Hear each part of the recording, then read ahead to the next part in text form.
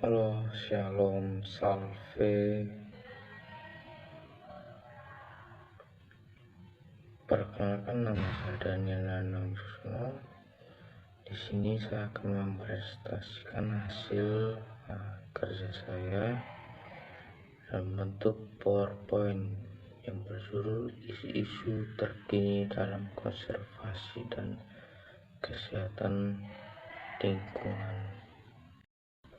Merusak pada keanekaragaman hayati, kenaikan suhu global, dan pola cuaca yang tidak menentu mengancam keberlangsungan hidup banyak spesies, seperti pergeseran sebaran, ketidakcocokan fenologi, peristiwa ekstrim. Yang berikut konflik manusia dan satwa. Ketika populasi manusia dan satwa liar bersinggungan, konflik tak terhindarkan. HWC menimbulkan kerugian signifikan bagi kedua belah pihak. Yang ketiga, penyakit zoonosis. Penyakit zoonosis yang menular antara hewan dan manusia menyoroti keterkaitan erat antara kesehatan semua makhluk hidup. Kesehatan manusia mencakup ancaman pandemi, ketahanan pangan, kesehatan hewan, penyakit ternak, satwa liar. Yang keempat, perdagangan satwa liar ilegal atau yang disingkat IWT.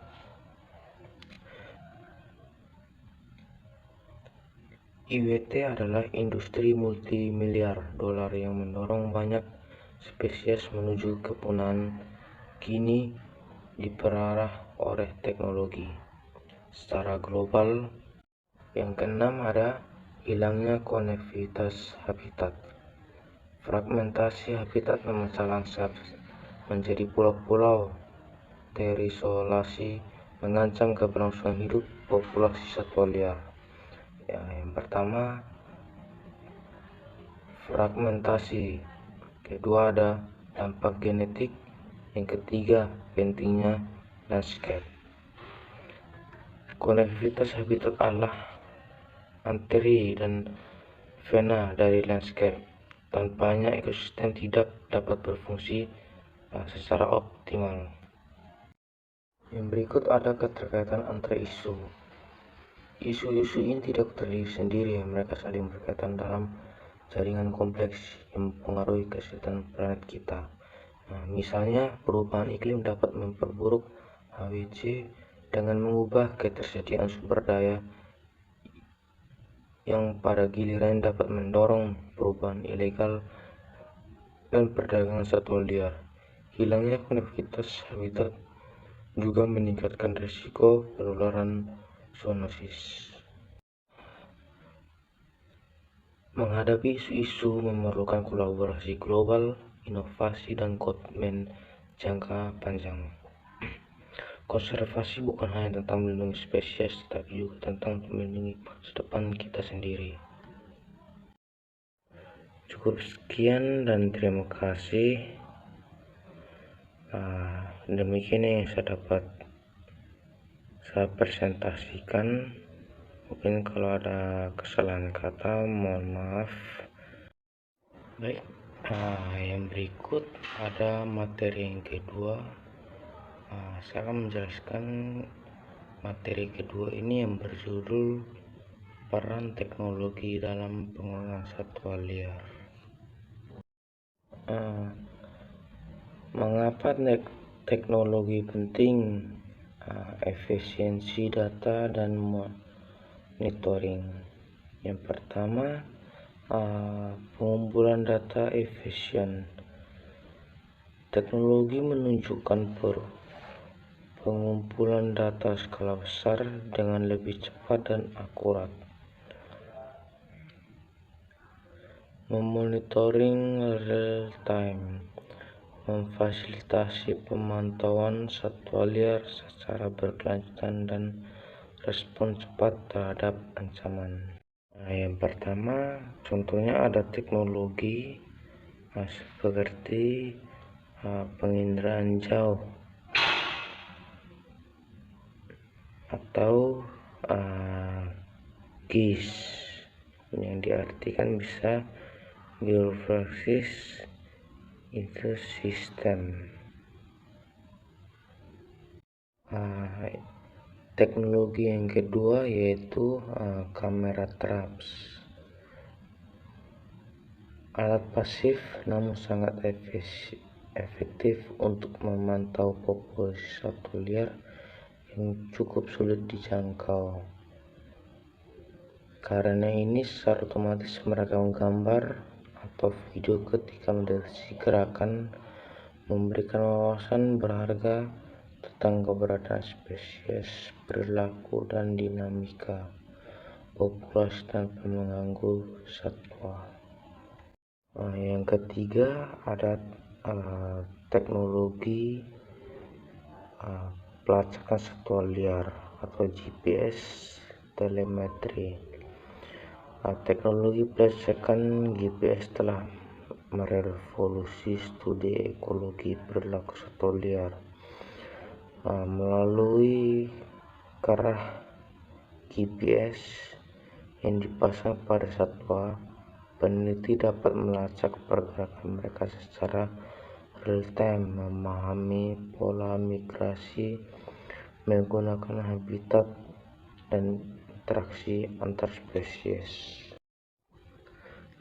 Yang berikut teknologi yang keempat itu drone UAV untuk pemantauan, survei udara, anti perburuan, pengiriman suplai obat-obatan atau makanan ke satwa yang terdampar.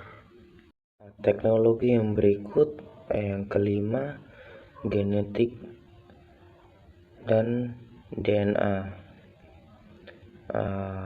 Poin yang pertama ada forensik satwa liar, mengidentifikasi spesies asal-usul dan jalur perdagangan ilegal. DNA, deteksi keberadaan spesies hanya dari sampel lingkungan, contohnya seperti air, tanah, dan lain-lainnya. Teknologi yang keenam, kecerdasan buatan AI.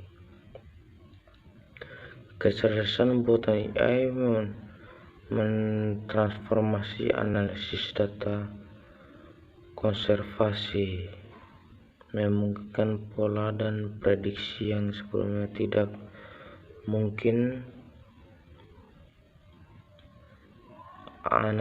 Contohnya seperti analisis citra atau computer vision, analisis prediktif, terus otomatis data.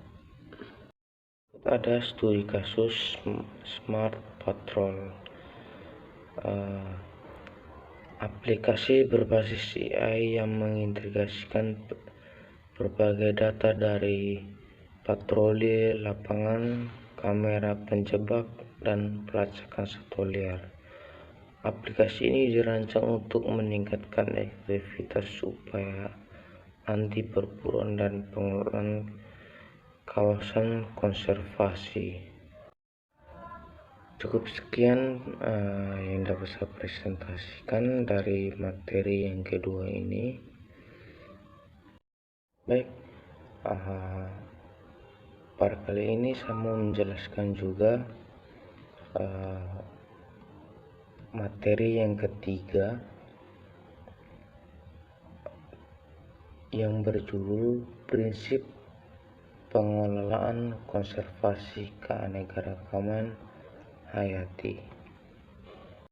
Contoh yang pertama ada konservasi in situ.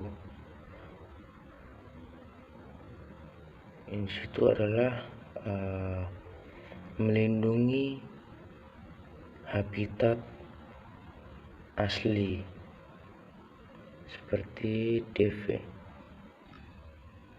Definisi melindungi spesies di habitat alami mereka, menjaga ekosistem tetap utuh, yang memiliki tujuan mempertahankan proses ekologi, evolusi, dan kelangkaman genetik. Yang berikut ada konservasi ex situ, perlindungan di luar habitat asli. Definisi untuk melindungi spesies di luar habitat alami mereka seperti kebun binatang atau bank gen, yang memiliki tujuan mencegah kepunahan, mendukung penelitian dan program reintroduksi.